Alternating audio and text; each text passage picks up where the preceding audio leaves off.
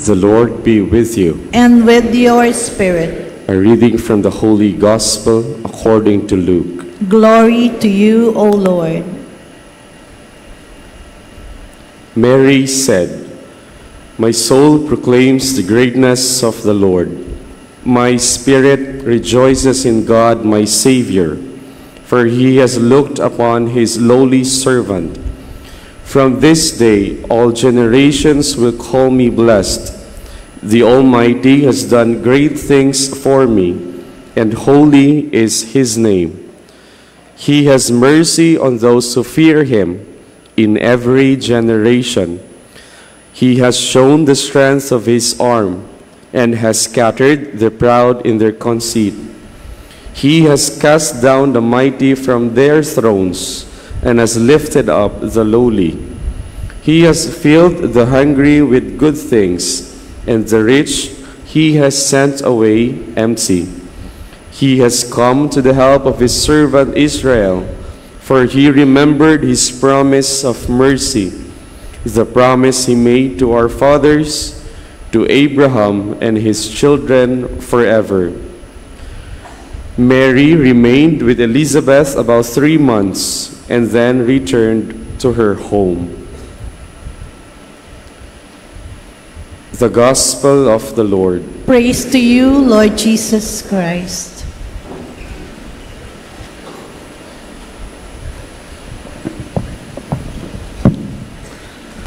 Magandang umaga po muli sa inyong lahat. Ang hirap ng bumangon, umulan pa. Oh, grabe. We welcome Father Joseph from Vietnam and Reverend JP from Cebu. Cebu. The theme of our Simbang Gabi is Misa de Gallo, a good beginning for a better becoming. Ano po? Huwag niyong kakalimutan. And the grace is that we may learn how to pray and obtain what we have been praying for. Nawa, matuto tayo magdasal at matanggap natin ang ating hinihingi. And today, looking at the readings, 3 things we need to do. When your prayers are answered, 3 things minimum are expected from us. Merong pagkilala, merong pasasalamat, at merong pagtugon. When your prayers are answered, it must bring you to recognition, it must bring you to gratitude, and it must bring you to response. Anong meron sa unang pagbasa? Si Hannah ay umiiyak sa harapan ng Diyos na kung saan minsan sinabi ni Eli, lasing yata ito. Yung mga unang bahagi ng unang pagbasa, dahil talagang mayroong mga pananalangin na talagang naririnig ng ibang tao kung anong iyong hinihingi. Di po ba? May pananalangin na tahimik ka lang, pero may pananalangin na talagang pagkaminsan, akala ng katabi mo sa simbahan, kinakausap mo siya, hindi po ba? Na? Talagang, you verbalize your prayer. Ganon si Hannah. Kaya nang minsan, nung nadinig siya ni Eli, tinanong siya, lasing ka ba? At sabi niya, hindi po, naninikluhod ako sa Diyos. Anong hinihingi ni Hannah? Isang anak. Isang anak. At binigay ng Diyos kay Hannah ang isang bata na ang pangalan ay Samuel. Ano po? Samuel. Pero anong meron sa unang pagbasa? Iniintriga niya kay Eli ang kanyang anak. Pagkatapos mo humingi, bigla mong inintriga. Di po ba? Ano? Anong meron sa Ebanghelyo? Si Maria, hindi naman niya hiningi ang anak. Ang tanong niya, how can this be? I have no relations with a man. Hindi niya hiningi yun. Pero nakita niya, nakilala niya ang pinagmumulan ng lahat ng pagpapala. Mary recognizes the source of all blessings. And this is our common mistakes in life. Yes, we have learned to pray, but sometimes we have failed to recognize the source of all blessings. Kinikilala ba? Ang mga anak ba, kinikilala ba nila? Ang mga magulang ba, naipakilala nyo ba sa inyong mga anak ang pinagmumula ng lahat ng biyaya? Kadalasan hindi. Kadalasan hindi. Hindi ka na marunong magdasal. Yung iba naman, na memorya lang ang dasal, pero hindi kilala kung kanino nagdadasal. Sometimes we are able to memorize the prayer, but fail to recognize whom we are praying to and who is this God we are praying. Mahalaga, nakilala natin ang Diyos na ating tinatawag. Na ating tinatawag. Ano pa? Mayroon kang pagkilala. Alam mo kung kanino ka humihingi. Sino ito? Ano ang kanyang kapangyarihan? My soul magnifies the Lord. My spirit rejoices in God, my Savior. Mayroong pagkilala. Ikalawa, sana pag natanggap mo ang iyong hinihingi, mayroong pasasalamat. Ang malungkot, pagkatapos silang tanggapin, at hindi yun ang kanilang ini-expect. Keep this in mind, brothers and sisters, that God will give us what we need, not necessarily what we want. Huwag niyong kakalimutan yun. Ang ibinibigay ng Diyos ay kung ano ang iyong pangangailangan, hindi kung ano ang iyong inaasam-asam.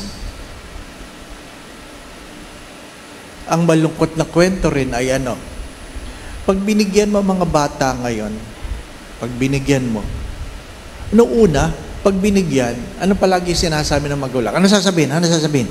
Thank you. Di ba, no? Naalala niyo ba yun? Pinipili, thank you. Ano pa? Ngayon, pag binigyan mo ang bata, ano sasabihin? Ito lang. Di ba, no? Yan ang malungkot na kwento. Hindi mo na nakilala, hindi ka pa marunong magpasalamat. Di ba, no? Kaya tayo ay malungkot. The lack of gratitude. And because we have failed to be grateful, then we have failed to be happy.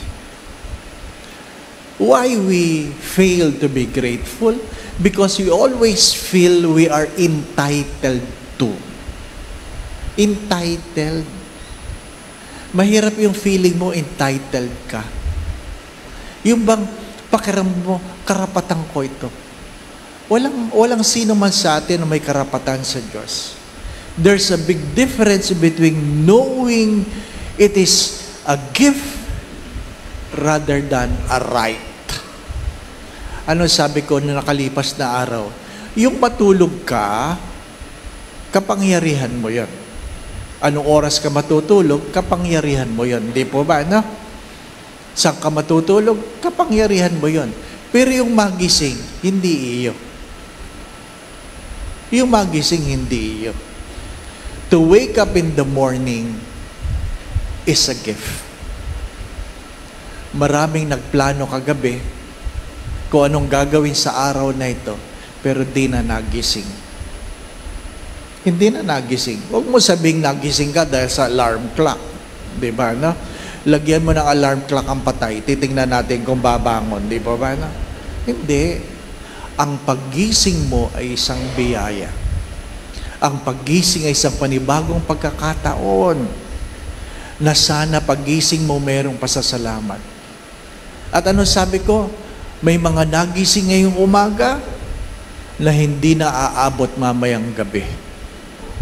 Yun ang malungkot na kwento. Ano po? Baka ikaw. Di ba na? Baka ikaw.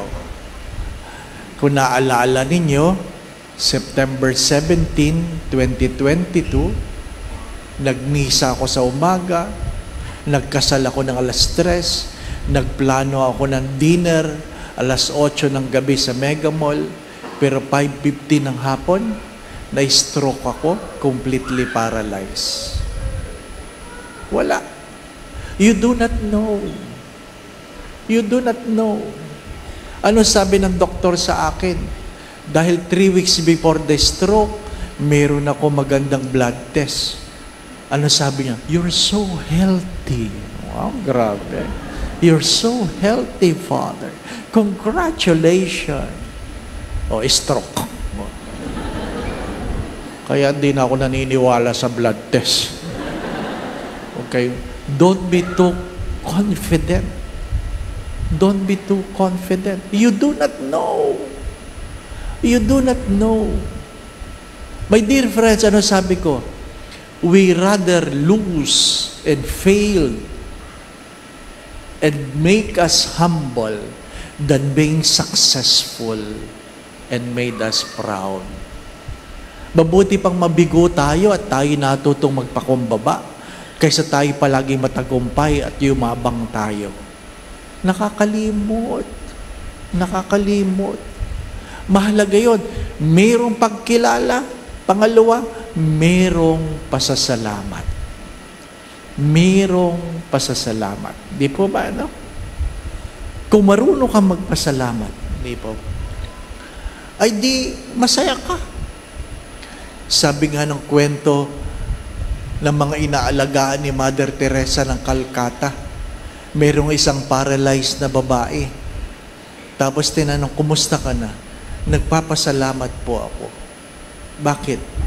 At least nagagalaw ko pa yung aking 3 daliri. 3 daliri. Naintindihan ko na yun ngayon. Noon, nung paralyzed ka, wala talagang pwede igalaw. Ako po ninyo, how frustrating it is. Pag ikaw ay paralyzed, very frustrating. Very frustrating. Naintindihan ko na when I got paralyzed na meron akong kaibigan na kung saan nung siya ay na-paralyze dahil siya ay na-aksidente, umiiyak siya. Sabi ko, ba't ka umiiyak? Inis na inis siya doon sa langaw na gumagapang dito na hindi niya mapalo. Di ba? No? Nakakainis nga naman yun. Nakala nyo, ako nung binabantayan ko yun, hindi. Pero na ako'y na-paralyze. Nakakainis nga. Nakakainis. Magkakaroon ka ng self-pity. Di ba? No? Ang hirap. Noon nga sinasabi na ng nurse, Father, lilipat na tayo sa ICU. Oh, sige po. Kasi nakakapagsalita ka, nakakarinig ka.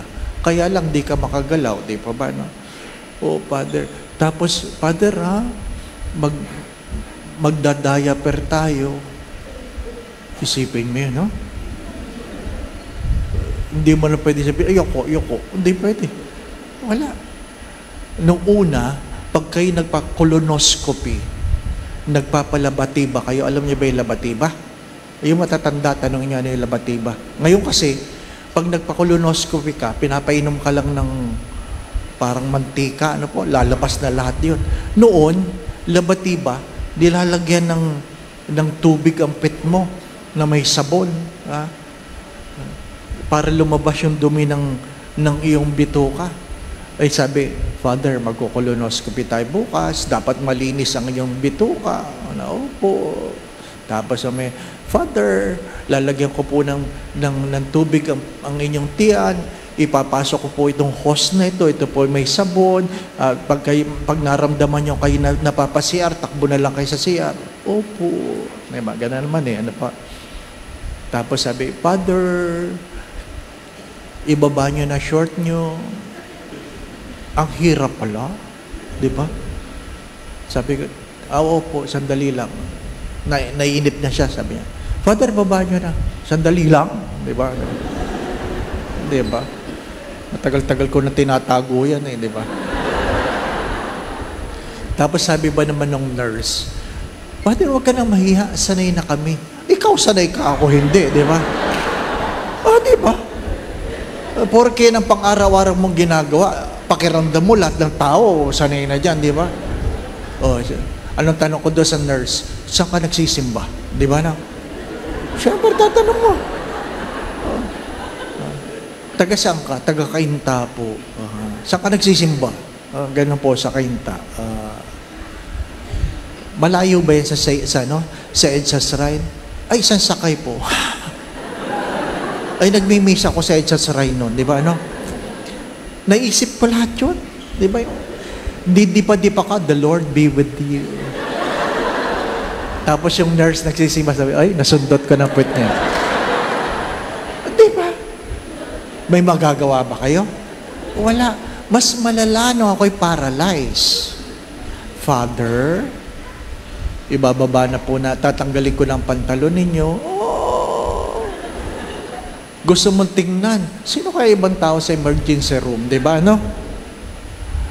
You do not know. You do not know how you will be humbled. You do not know.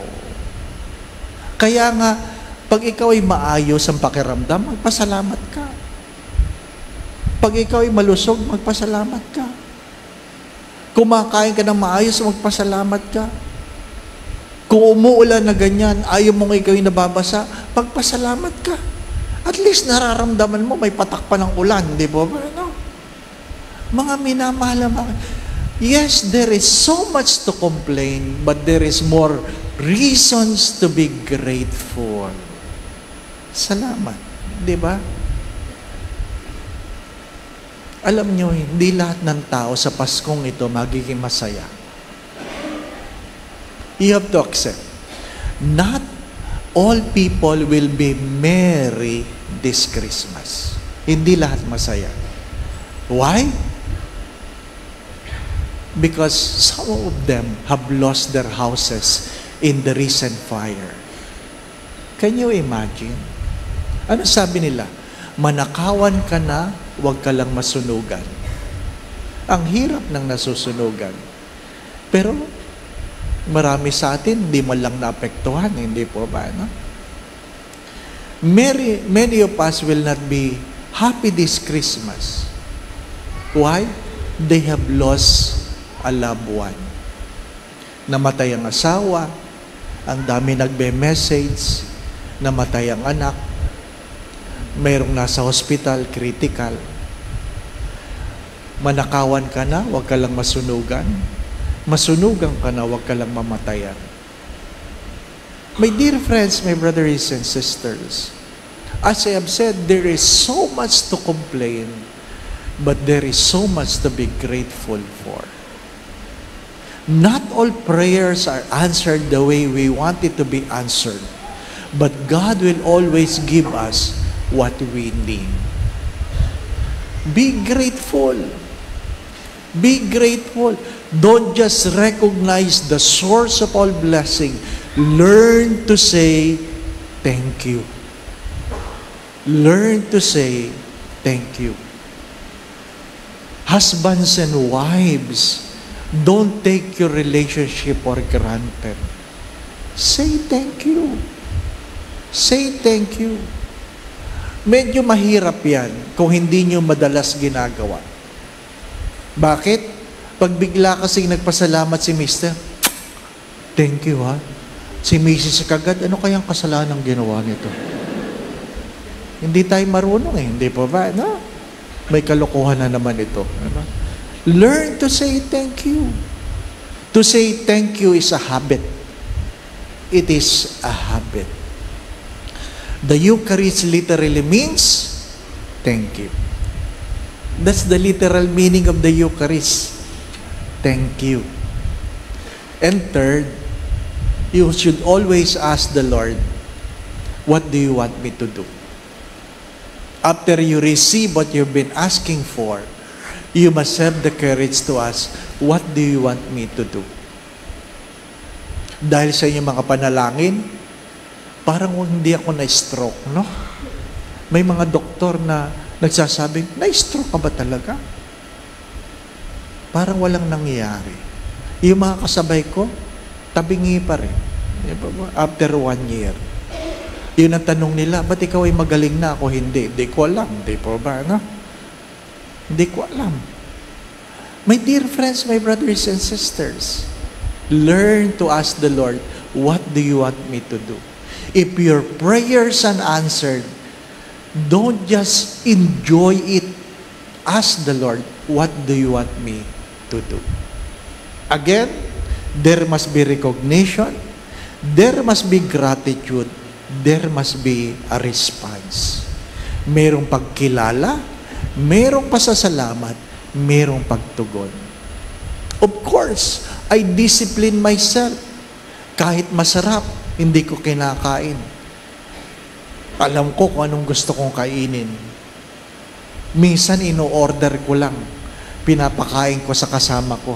At sinasabi kong, masarap yan. Diba? Bakit mo alam? Nakakain na ako niyan.